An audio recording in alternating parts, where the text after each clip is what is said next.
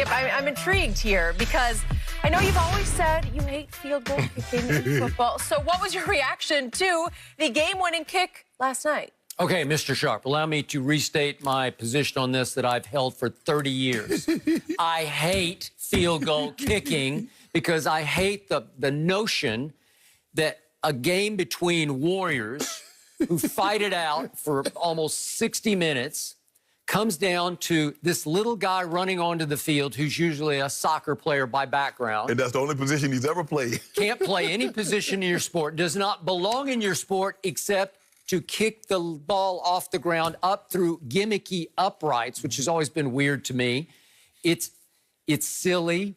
It's beneath the dignity of football. And I've always said just eliminate place kicking, extra points, and field goals, and just play it out. Now, it wouldn't have worked last night because Lamar would have had to go down and score it in the end zone, get the ball in the end zone. Right. I'm fine with punting. And by the way, punters are always more athletic and bigger men than field goal kickers because they have to catch the ball, and then they often have to go run with the ball. Sometimes they throw a pass, sometimes they take off running with it. So they've always been much better athletes. They're always very good golfers. Yeah. But the place kickers, eliminate this except for because, look, it's weighted too much on the scoreboard. Their value is way too high because they win and lose games. And by the way, we haven't talked about this, but Cody Parkey last night, he missed a 39-yard field goal, very makeable, and then missed an extra point. Yeah. Okay, there's 4 points.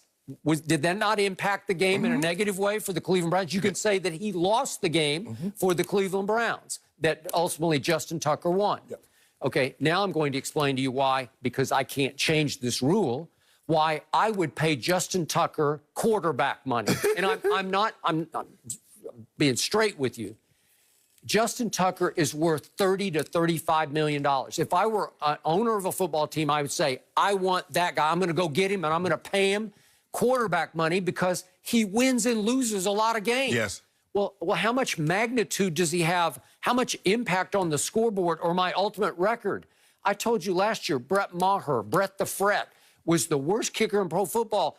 And my Cowboys went 8-8 with him and could have gone 10-6 if he had made some of those kicks. Well, it ends up impacting your record. Does Jerry Jones think that? No, because they always treat them like they're dime a dozen. Yeah, and that's what happened. It cost you Dan Bailey. Remember, he had Dan Bailey, who cost Minnesota 10 points on Sunday. And you can argue he lost them a road game at Tampa that the team played well enough to win. Correct. So he's got to fly back on the team plane. You've been there before.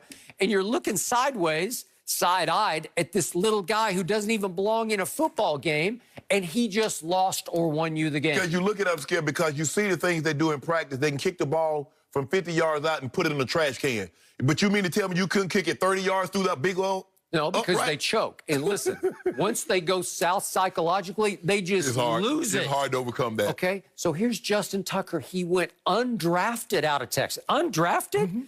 And he's a smallish man by football standards, right? Yep. He's got the best leg in the history of the game, to me, on lift. I've never seen anybody get the ball up as fast as Justin Tucker does. He's made from 50-plus yards, 42 of 49 field goals. That's gold. Yeah. That's a big part of what the Ravens do. Skip, in his rookie year, if I'm not mistaken, he kicked the game winner in Denver. He did. No, he did. As a rookie, undrafted rookie, that's what he did. Okay, so the only owner who ever agreed with me on this principle was Al Davis, late, great Al Davis. I was close to him, but he drafted Sebastian Janikowski with the 17th overall pick and continued to pay him high money for a kicker.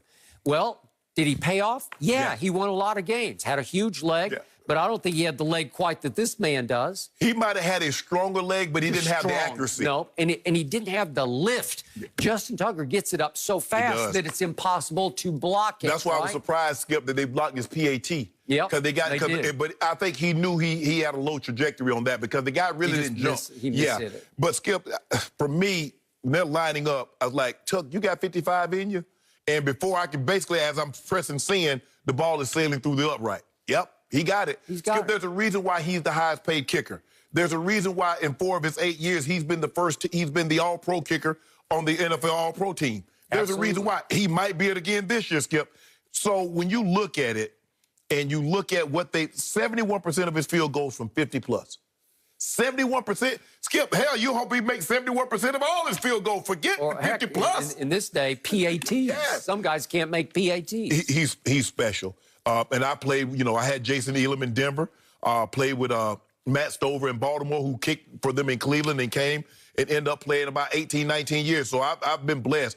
But Skip, this kid here to be able to kick like he can kick in the cold with that kind of distance, with that kind of accuracy. Because like I said, Skip, when you play in the Northeast, you play like where they play, the elements are going to come into it. You're going to get rain, sleet, wind, snow. And he's kicking 8 home games in Baltimore, road game in Pittsburgh, Cleveland, and Cincinnati. Whew.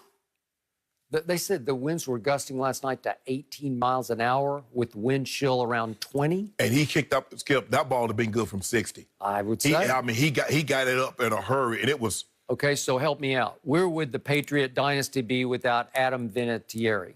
No, it would be no dynasty. Well, there would be. And again, Brady had to put him in position, but he had to nail him. And again, the choke factor is extreme. Remember Buffalo? The first Super Bowl against the Giants, Skip? Ooh. Well, it's wide. Which was it? I don't have to write it right. yet, but it lives in infamy. Yes. Yep. And you know what, Skip? We don't really like field goal kickers until we need them. Hey, what good job. Woo, that was a good job. And then when he miss it, man, you bum. I can't believe you did that. That's all you got to do is kick field goal, bro. Yeah. You ain't even got no real job. You don't have to practice. You don't come to no meetings. We're in meetings all day, Skip. We come out, they sitting in the locker room. They playing cards with each other. They playing gin. They shooting basketball. They shooting pool, playing air hockey. I'm like, bro, they're getting law degrees. Because some of them go to school, Skip, get law degrees. And I'm like, bro, you get a degree, I don't care what you do, but you better make this field good. It's 30-yarder. Okay, so that was the old black and blue division type game that you lived with. AFC, yeah. Okay. It used to be the AFC Central. It used to be, but now it's more the North. And last night, it was hellacious physical out there. There was a lot of pad popping going on.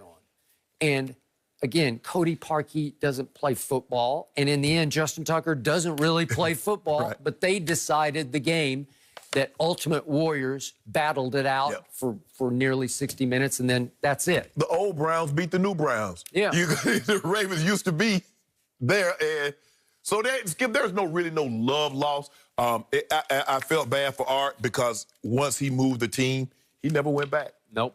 They never forgave him. Art Modell should be in the Pro Football Hall of Fame because of his impact, his contributor. Skip, the Monday Night Football we see was because of Art's vision.